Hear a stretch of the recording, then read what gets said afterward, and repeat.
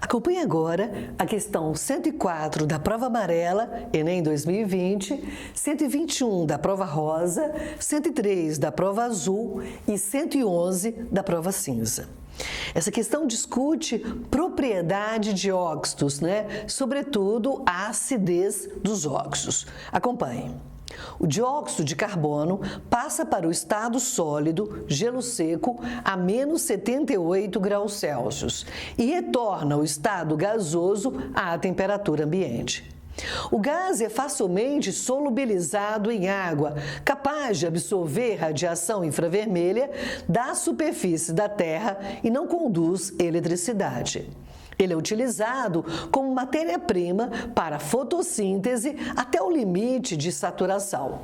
Após a fixação pelos organismos autotróficos, o gás retorna ao meio ambiente pela respiração aeróbica, fermentação, decomposição ou por resíduos industriais, queima de combustíveis fósseis e queimadas. Apesar de sua importância ecológica, seu excesso causa perturbações no equilíbrio ambiental. Considerando as propriedades descritas, o aumento atmosférico da substância afetará os organismos aquáticos em razão da letra A, redução do potencial hidrogeniônico da água. Letra B, restrição da aerobiose pelo excesso de poluentes. Letra C, diminuição da emissão de oxigênio pelos autotrófos. Letra D, limitação da transferência de energia entre os seres vivos. E letra E, retração dos oceanos pelo congelamento do gás nos polos. Esse gás que a questão faz referência é o dióxido de carbono, o gás carbônico. E o gás carbônico, ele é um óxido ácido, ele é de natureza molecular e ele é um óxido ácido. Então, o gás carbônico, ele reage com a água produzindo ácido carbônico.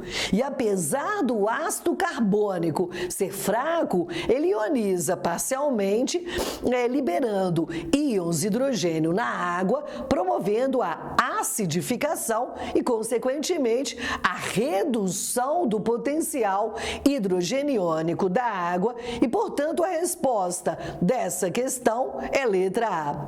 A redução do potencial hidrogeniônico da água, melhor dizendo, a redução do pH da água. Acompanhe comigo agora o que eu falei, mas através de equações químicas. Veja só.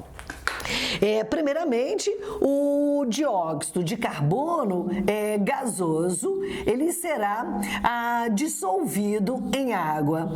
E aí temos o equilíbrio de solubilidade entre o gás e a solução. O gás carbônico dissolvido, CO2 aquoso, reage com a água e aí vai produzir, podemos dizer, ácido carbônico. Só que o ácido carbônico H2CO3, ele é fraco. E eu posso considerar a sua contribuição para acidificar as águas, sobretudo oceânicas, por conta da ionização. Então, posso considerar a primeira ionização do ácido carbônico na água.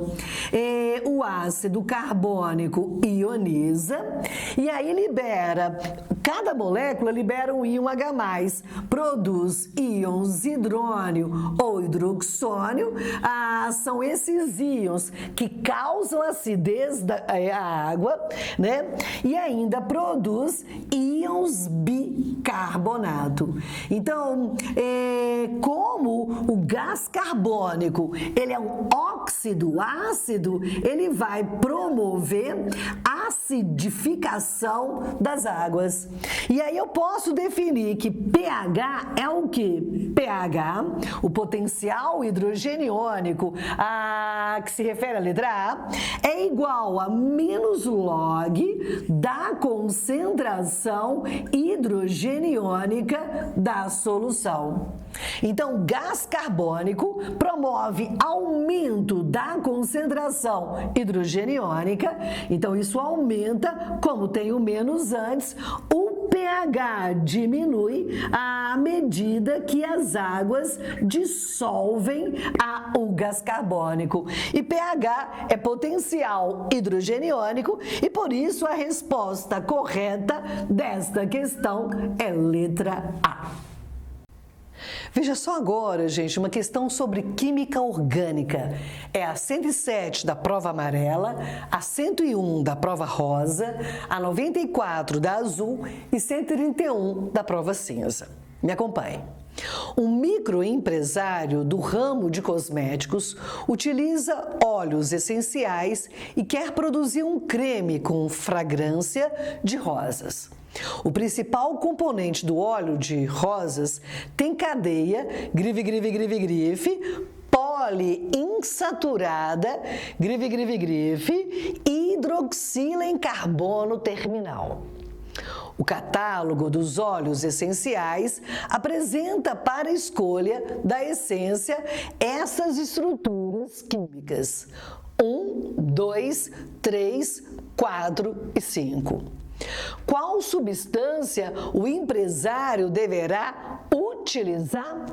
Ele quer, na verdade, volte lá no enunciado, ele quer um óleo de rosas que tem cadeia, veja só, poliinsaturada e hidroxila em carbono terminal.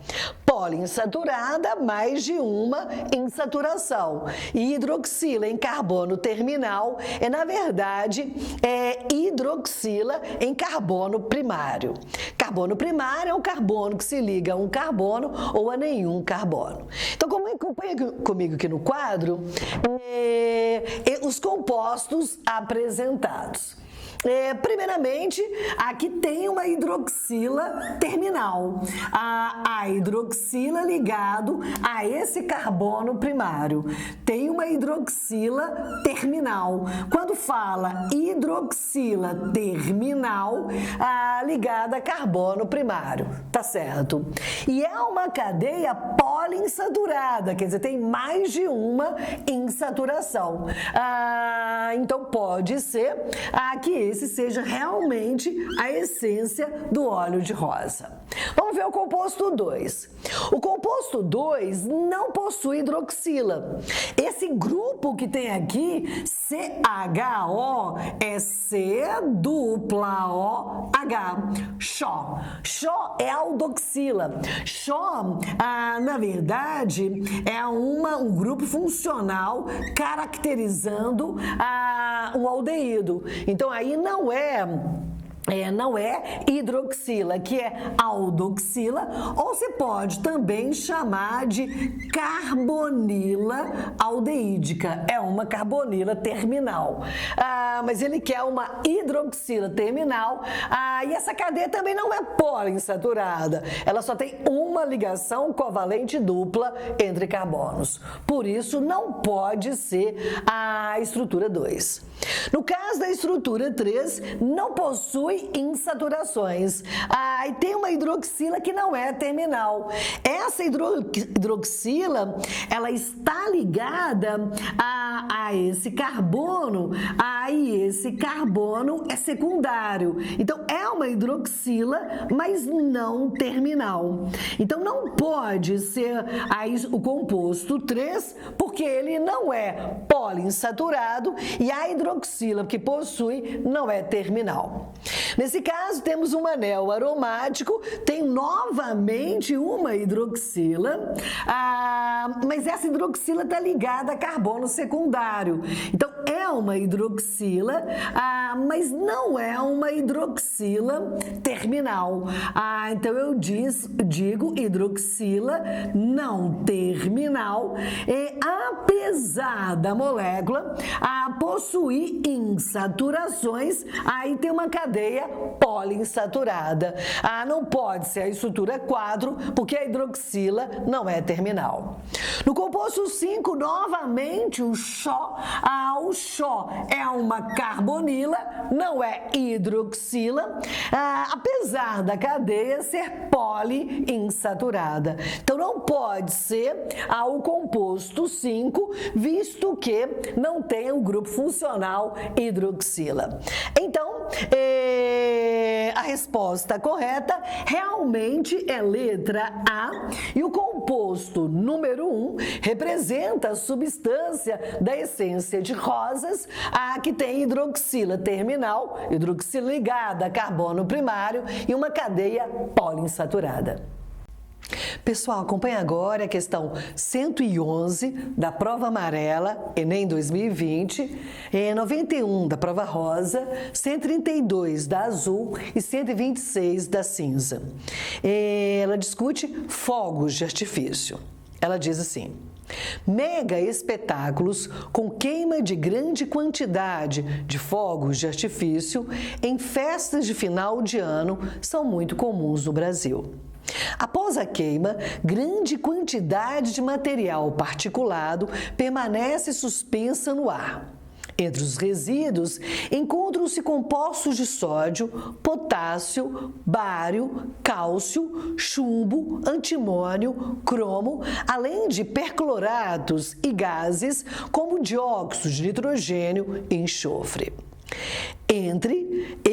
Esses espetáculos promovem riscos ambientais, por quê? Letra A. As substâncias resultantes da queima de fogos de artifício são inflamáveis. Letra B. Os resíduos produzidos na queima de fogos de artifício ainda são explosivos. Letra C. O sódio e o potássio são os principais responsáveis pela toxicidade do produto da queima. Letra D. Os produtos da queima contêm metais pesados e gases tóxicos que resultam em poluição atmosférica. Letra E.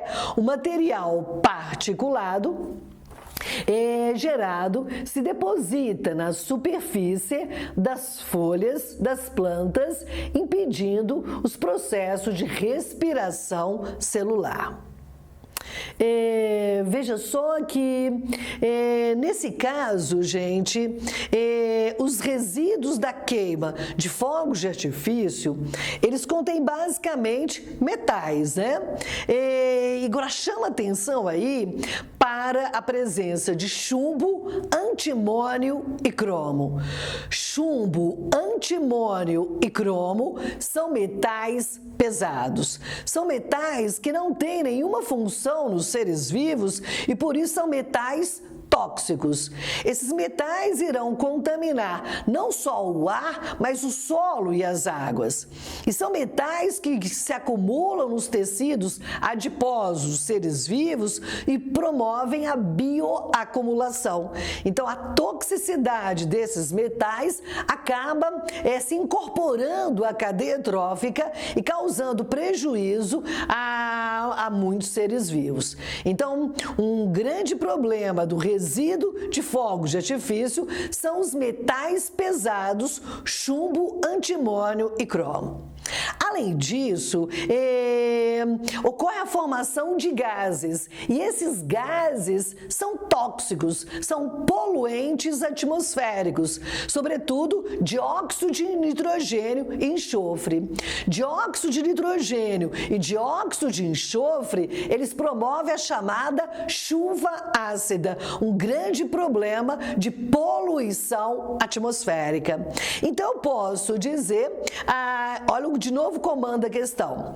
Esses espetáculos promovem riscos ambientais porque, letra D, os produtos da queima contêm metais pesados e gases tóxicos que resultam em poluição atmosférica. Você me acompanha um minuto aqui no quadro, só para eu te mostrar, primeiramente, esses metais pesados, quer dizer, quando se diz ambientalmente metais pesados, são, que ele fala, o chumbo, não é, extremamente tóxico, o antimônio, também bastante tóxico, e ainda o cromo.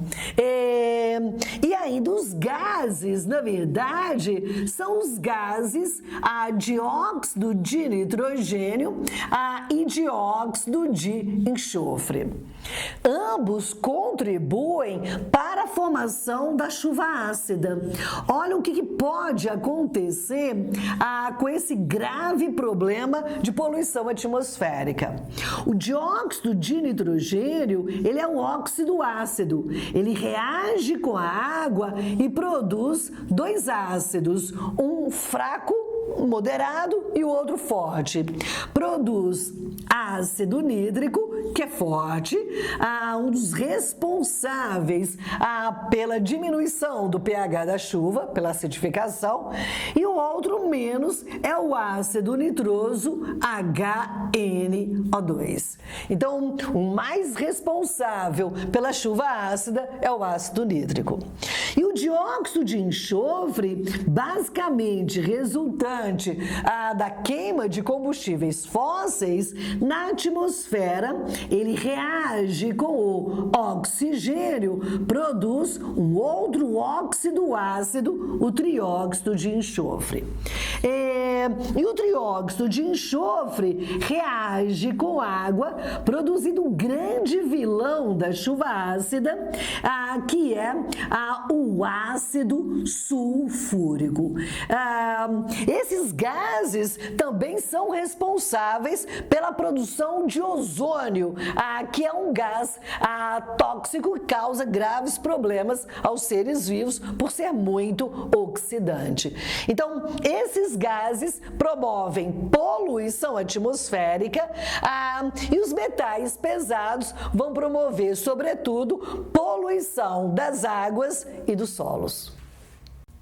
Agora, gente, uma questão excelente sobre densidade, propriedades materiais, que é a questão 103 da prova amarela, 93 da rosa, 134 da azul e 128 da cinza. Ela diz: as moedas despertam o interesse dos colecionadores, numismatas e investidores há bastante tempo. Uma moeda de 100% de cobre, circulante no período do Brasil colônia, pode ser bastante valiosa. O elevado valor gera a necessidade de realização de testes que validem a procedência da moeda, bem como a veracidade de sua composição. Sabendo que a densidade do cobre metálico é próxima de 9 gramas por centímetro cúbico, o investidor negocia a aquisição de um lote de 4 moedas, A, B, C e D, fabricadas supostamente de 100% de cobre e massas 26 gramas, 27 gramas, 10 gramas e 36 gramas, respectivamente. Com o objetivo de testar a densidade das moedas, foi realizado um procedimento em que elas foram sequencialmente inseridas em uma proveta contendo 5 ml de água, conforme esquematizado. Então, inicialmente, na primeira proveta, tem 5 ml de água. Aí, na segunda proveta, ele colocou a moeda A.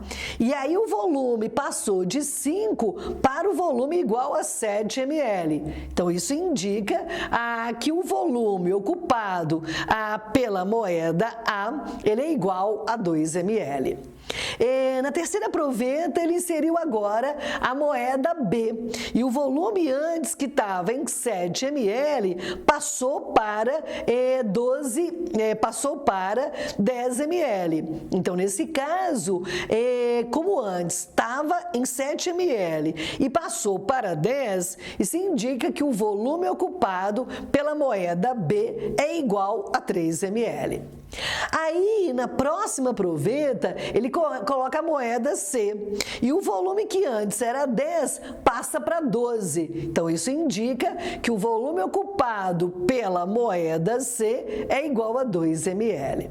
E na última proveta, ele insere a moeda D. O volume que antes estava em 12 ml passa para 16 ml, indicando que a moeda D tem volume igual a 4 ml.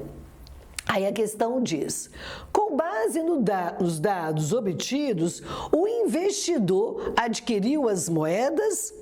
Bom, a densidade do cobre é de 9 gramas por centímetro cúbico, ou 9 gramas por ml. Então, vou ter que calcular as densidades das moedas A, B, C e D e ver qual que tem densidade de 9 gramas por centímetro cúbico. Então, me acompanhe aqui os cálculos. Veja só. Primeiramente, vamos ver a moeda A. Veja só que a moeda A, vamos ver qual que vai ser a massa dessa moeda. Ele fala no enunciado que essa moeda tem massa igual a 26 gramas. E o volume eu vou calcular a partir da diferença entre a primeira e a segunda proveta. Entre a primeira e a segunda, o volume passou de 5 para 7 ml. Então, qual que vai ser o volume da moeda? 7 menos 5, o volume é igual a 2 ml. Então, a densidade da moeda A, densidade em relação entre massa e volume, vai ser 26 gramas de massa dividido pelo volume, que é 2 ml. Então, posso dizer que a moeda A tem densidade de 13 gramas por ml. Vamos ver agora a moeda B. A massa da moeda B, ele fala no enunciado e a massa vai ser igual, veja só, ele diz no enunciado que a moeda B tem massa igual a 27 gramas. Então, o volume da moeda B, eu vou conseguir da passagem da segunda para a terceira, né? Quando coloca a moeda B. Veja que o volume passa de 10 ml, não, de 7 ml para 10 ml. Então, posso dizer que vai ser 10 menos 7 vai ser igual a 3 ml. Então, posso dizer que a densidade da moeda B vai ser igual a 27 gramas dividido pelo volume, que é 3 ml. Então, a densidade da moeda B é igual a 9 gramas por ml. Então, ele pode escolher a moeda B porque tem densidade igual a do cobre. Se a gente analisar agora a moeda C, o enunciado fala a sua massa. A massa da moeda C, veja só, ela é igual a 10 gramas. E qual que é o volume ocupado pela moeda C? O volume vai ser, você vai analisar da terceira para a quarta proveta. O volume antes era 10 e passa para 12. Então, nesse caso, o volume vai ser 12 menos 10 igual a 2 ml. Então, a densidade da moeda C vai ser igual a 10 dividido por 2.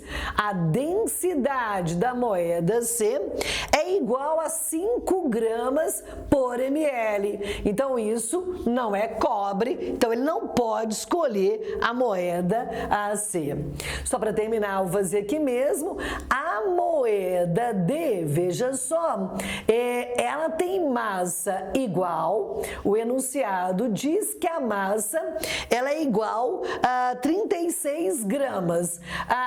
E o volume da moeda D vai ser, você vai considerar o penúltimo e último, né?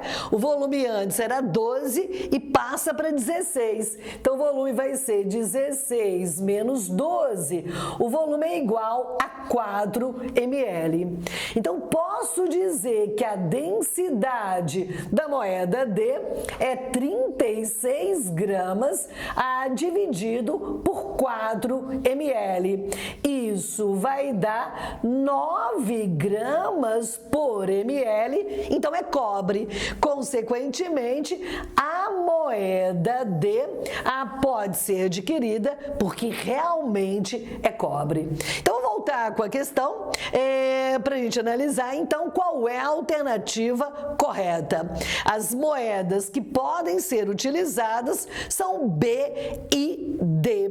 E, consequentemente, a resposta correta dessa questão, que indica a moedas de cobre, é letra D de dado.